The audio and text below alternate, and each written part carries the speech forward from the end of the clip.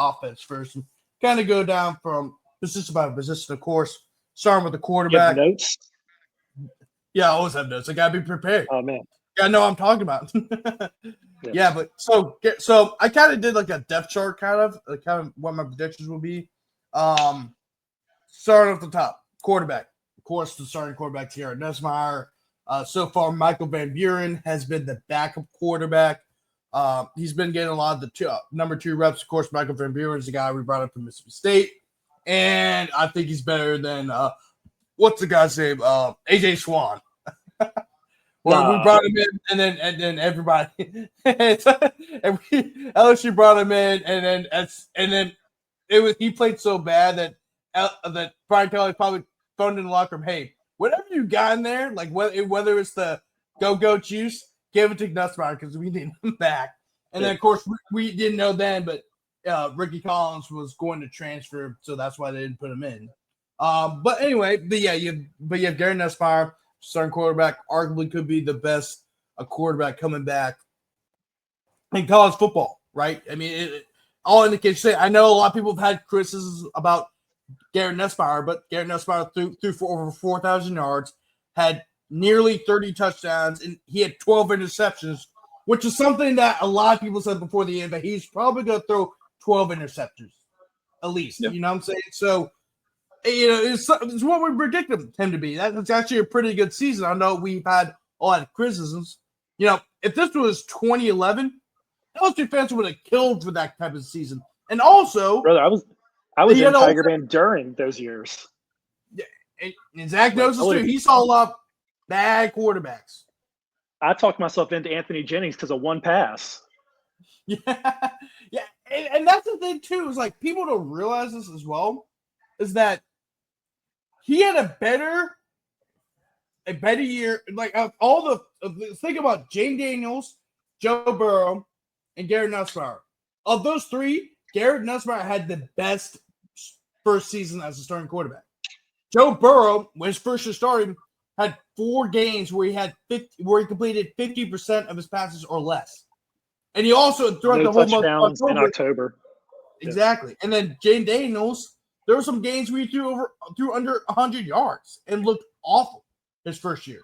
Now, Jane Daniels, of course, overall had a great season. He beat Alabama that year, and of course he owned Florida, which he did. I mean, he's Florida's dad. If you ask any LSU fan, but he had some great moments, and then of course both those guys blew up his second year. Of course, both won the Heisman. Joe Burrow won the Heisman and won the national championship. Jane Daniels probably had the greatest, probably the most dynamic season of any LSU player in the program's history. And you can make a case that he's probably the most dynamic player that LSU's ever had offensively, at least. Of course, defensively, that would probably go to Tyrann Mathieu. But, yep. Zach, with all that being said, do you think that all the pressure that's on Garrett Nussmeier going into this year is justified? I think with pressure comes back expectations, and we expect now Garrett Nussmeier to compete and possibly win a Heisman Trophy. We expect and hope that Garrett Nussmeier will go top 5 in the 2026 draft. We expect Garrett Nussmeier to compete for a national championship and bare minimum at least make playoff. Jane Daniels should have won a championship had it not been for that atrocious 2023 team defense. Joe Burrow, of course, won a championship. So I don't see why the expectation is going to change for Garrett Nussmeier. And I think he's wired for it. I remember watching the Oklahoma game. The Oklahoma game when it looked like he broke his shoulder, his collarbone, and he went out there. He didn't have to do that. That's a sign of a dude who wants it and wants it for this state. He's from here, or at least he claims Louisiana. He's from here, like Charles, correct? I mean, I know he bounced around a lot, but he wants to be great. He'll dive head first for first downs in bowl games against Baylor and Texas. Don't tell him this game doesn't mean anything. This means something to him. So he's a guy that I want in my foxhole anytime. And if the Saints are bad this season, which I'm assuming they will be, I would absolutely take Garrett Nussmeier with whatever pick they end up with come next April. Yeah, even in the middle of the last season, there was talks about whether or not Garrett Nussmeier was going to enter the NFL draft, and for good reason. I mean, he was electric. He made a lot of NFL-esque throws, but then the next play, he'll make a throw like, why would you even throw that? What did you see there? I mean, and the best way to put this in perspective, and I say this all the time, Garrett Nussmeier is literally just a great value Brett Favre. And I don't mean that in any negative connotation. I'm just talking about how talented he is. But if you look at how Brett Favre played and look at how Garrett Nussmeier played, exact same play. I'm not saying he is Brett Favre, but if you look at what they do, all the plays that they make, it's eerily similar. Yeah, just hopefully Garrett Nussmeier. As far as I know, Garrett Nussmeier's never defrauded any companies to build volleyball stadiums, but we'll look into that. Nussmeier's kind of got some Uncle Rico to him from Napoleon Dynamite. Yeah, go. Sorry, Brett Favre did not defraud companies. He defrauded the welfare system, Mississippi. The stuff that goes to like poor people in Mississippi. That made it even worse. Brett Favre, if you're watching, I'm sorry for getting the facts mixed up. You can come sort me out. But yeah, Nussmeier's got some Uncle Rico, just that cannon of an arm. The A&M game was bad, but I would push back with how much was on his plate last year because of just whatever happened with the offensive line last season. It kind of came crashing down on Nussmeier, and there was no running game. And any quarterback that's being asked to throw 50, 55 times, there's going to be some bad throws, especially on the road in a raucous place like Kyle Field can get to be. It's not that surprising that, maybe the severity of how bad it got surprising, but it shouldn't have been that shocking that, oh no, Nuss had a bad game on the road at Texas A&M at night with basically no supporting cast, or at least along the offensive line. It was a house of cards, and Nuss had so much on his plate to deal with that it's not that shocking. Yeah, I mean, just Nussmeier. I mean, I think the pressure is justified, and that's because the last two quarterbacks, if you think of Joe Burrow and Jayden Daniels, look what they did in their second year.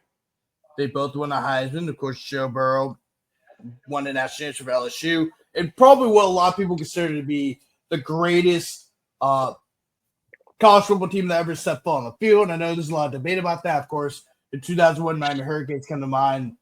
The 95 Nebraska Cornhuskers also come to mind too. But offensively, at least, there's no other offense that will be like LSU. 2019 LSU, and that'll be for a long time. Of course, Jayden Daniels was just basically putting up 2000, like Madden 04, Michael Vick type numbers. I mean, he was. It was a joy to watch from the press box to see what he did, especially against the game against Florida, where he became the first player to to throw for 300 yards and then rush for another 200. Those are the type of seasons that they'll have. So I also feel like because of those two guys and what they did, a lot of people might put on they might be a little bit unfair to Nussmeier. And what I mean by that is a lot like what happened with Jayden Daniels when he was at LSU. Even though he was the reason why LSU was in a lot of those games in 2023, where he was throwing for 300 yards per game. A lot of LSU fans felt like he didn't do enough. And they're like, oh, well, he hasn't done this, he hasn't done that. And this is like after games where he's thrown for 300 and running for another 80. And it really wasn't until Ole Miss where the defense completely collapsed. But, I think Ole Miss had over 700 yards of offense. I think they broke the SEC single game total yardage record. And then Jayden Daniels was putting on recorded like a combined 450 yards of total offense. I mean, he was the reason why LSU even had a chance to win the game in the final 10 seconds. He hit Chris Hilton in the hands on the last play of the game for a touchdown, and Hilton just couldn't come down with it. And then that was the moment where LSU fans realized, oh wait, he's that guy. And it took it was a lot of unfair criticism. They were talking about Nussmeier should be starting. And guess what? If Nussmeier started that year, like LSU would have not done what they would have not won 10 games. Right? LSU didn't make it to Tampa. Exactly. They don't make it to Tampa that year. I mean, they probably don't make it to Tampa. Even for Nussmeier to have a chance that started his very first game. Right? Like, I don't like, and I think that's the thing about LSU fans sometimes where sometimes I get it, like you're upset, but don't try to make Jane Daniels into Joe Burrow. Joe Burrow is Joe Burrow. Jane Daniels is Jane Daniels, and Garrett Nussmeier is Garrett Nussmeier. Don't try to compare him to those two groups of guys. I know we kind of doing this whole thing where we're talking about what he can do his second year, but we're just going off of history. But we're also not saying he's going to do what those two guys did. What those two guys did were incredible.